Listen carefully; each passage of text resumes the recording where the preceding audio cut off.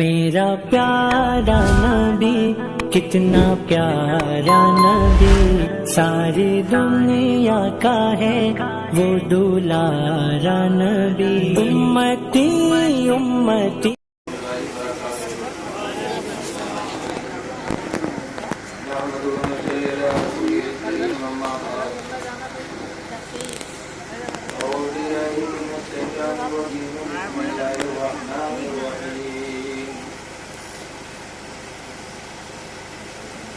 ولكن كونوا ربانيين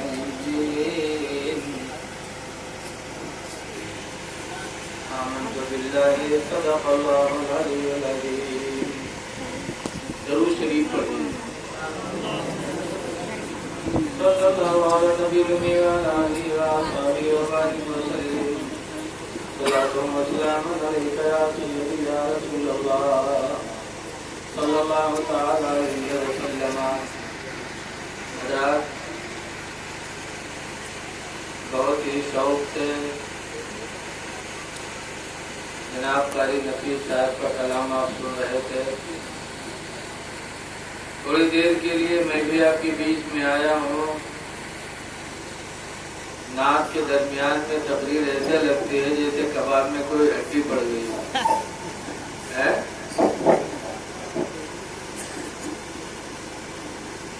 تھوڑی دیر ہڈی کو بھی آدمی چوستا ہے تب پھینکتا ہے۔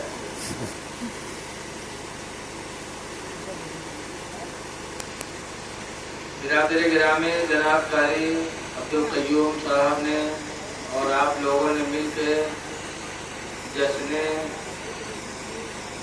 اعلیٰ حضرت منایا ہے، یہ بہت بڑی بات ہے، اس لیے کہ اعلیٰ حضرت کا احسان ہم مسلمانوں پر ہے اور انشاءاللہ قیامت تک رہے گا۔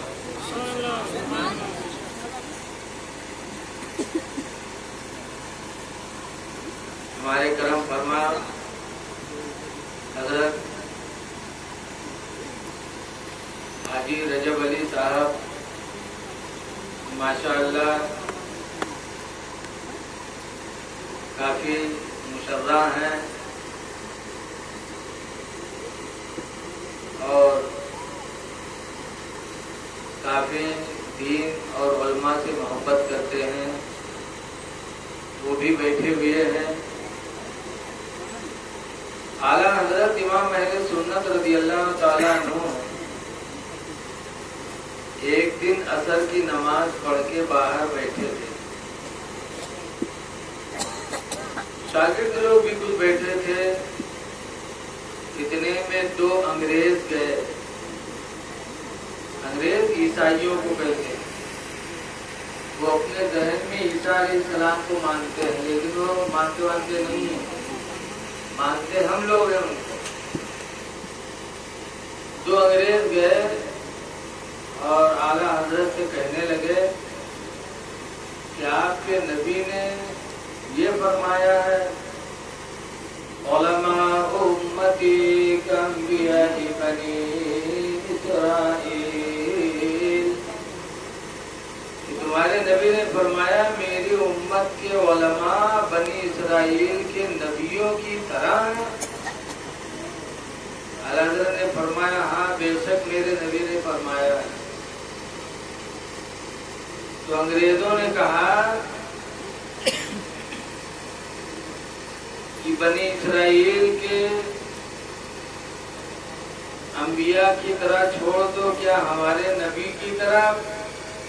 ہمارے نبی عیسیٰ علیہ السلام تو پرندوں کی آواز سمجھتے تھے، بنی اسرائیل کے انبیاء جانوروں کی آواز کو سمجھا کرتے تھے۔ تو کیا اگر تمہارے نبی کی حدیث صحیح ہے کہ میری امت کے علماء بنی اسرائیل کے نبیوں کی طرح ہیں، اگر یہ صحیح ہے تو بنی اسرائیل کے انبیاء پرندوں کی آواز کو سنا کرتے تھے، سمجھا کرتے تھے، کیا تم بھی سمجھتے ہو؟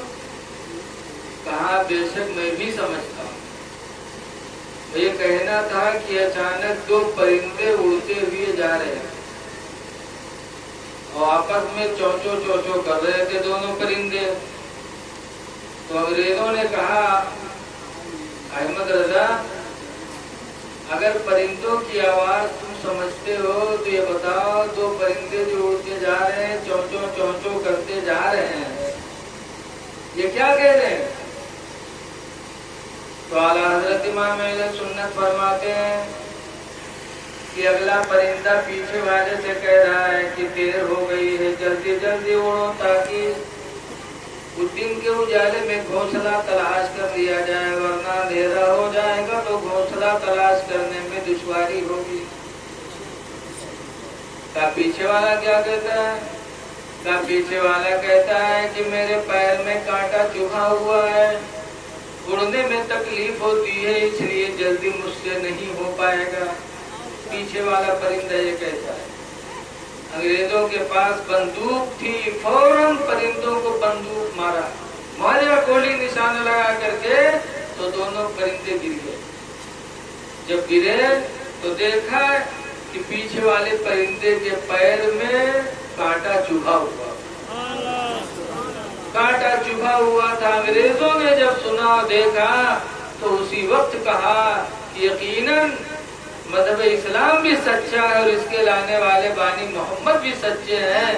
کلمہ پڑھا لا الہ الا اللہ محمد رسول اللہ صلی اللہ علیہ وسلم. انگریزوں نے اعلیٰ حضرت کا علم دیکھ کر ایمان قبول کر لیا. تو اعلیٰ حضرت ہے. اعلیٰ حضرت کو اسے نہیں اعلیٰ حضرت کہا جاتا ہے. ان کے دادا ان کے ابا مولانا نقی علی خان بہت بڑے عالم تھے. 25 کتابیں انہوں نے لکھی تھی.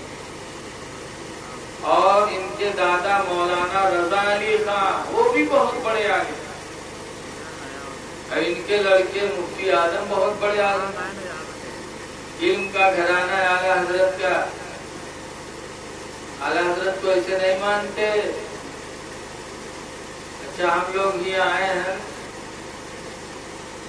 بلایا گیا ہے تب ہم لوگ آئے ہیں. بولو حضرت نے کھانے پینے کا انتظام کیا بہت کچھ انتظام کیا ہے بلایا تو ہم لوگ آئے ہیں. اور اعلیٰ حضرت نے پیسہ نہیں کمایا ہے. اعلیٰ حضرت بہت بڑے ذمہ دار تھے. افریقہ وغیرہ میں جب سنیت پر حملہ ہونے لگا تو مولانا عبدالعلیم میرٹھی رحمت اللہ علیہ کو بریلی کی بہت ہی قیمتی زمین اعلیٰ حضرت نے اپنی بیچی اور وہ پیسہ ان کو دیا اور افریقہ وغیرہ بھیجا لندن کی جاؤ دین و سنیت کا کام کرو. تو جہاں وہ عالم تھے وہیں علم کے لیے اسلام کے لیے دولت بھی قربان کرتے تھے. بریلی شریف میں ایک بزرگ رہتے تھے جن کا نام تھا دھوکا شاہ. ان کا نام ہی تھا دھوکا. ایک دن کچھ بچے آئے امتحان ہونے والا تھا کالج کا تو بچوں نے کہا حضور دعا کر دو ہم لوگ پاس ہو جائیں. تو کہا جاؤ تم سب پاس ہو جاؤ.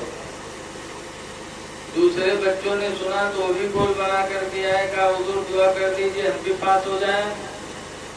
انہوں نے کہا جاؤ تم سب فیل ہو جاؤ. تو بچے غمگین ہو گئے. تھوڑی دیر میں آنکھوں سے آنسو نکلا. بچے رونے لگے.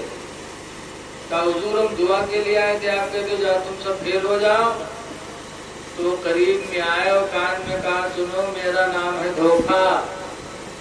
میں نے جن کو کہا ہے پاس ہو جاؤ سب فیل ہو جائیں گے اور تم کو کہا ہے فیل ہو جاؤ تم سب پاس ہو جاؤ گے.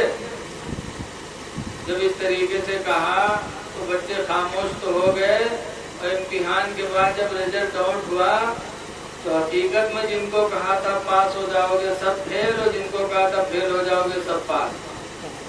تو بریلی میں بزرگ تھے ان کا نام ہی تھا دھوکا شاہ. اعلیٰ حضرت کے پاس ایک مرتبہ آیا دھوکا شاہ. اس وقت مفتی اعظم بہت چھوٹے تھے بہت چھوٹے کھیلتے تھے چھت پہ. دھوکا شاہ آئے اور اعلیٰ حضرت سے پوچھے کہ اعلیٰ حضرت یہ بتاؤ کہ حضور کی حکومت کیا زمین پر بھی ہے؟ اعلیٰ حضرت نے فرمایا میرے نبی کی حکومت زمین پر بھی ہے اور آسمانوں پر بھی ہے۔ کہا کیسے مانوں؟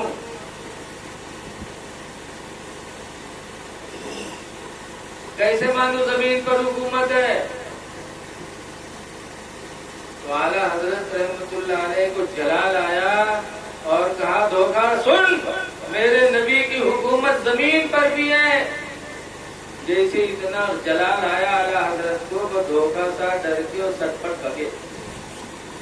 پٹھانی جلال دیکھا تو بھاگے دھوکہ سا۔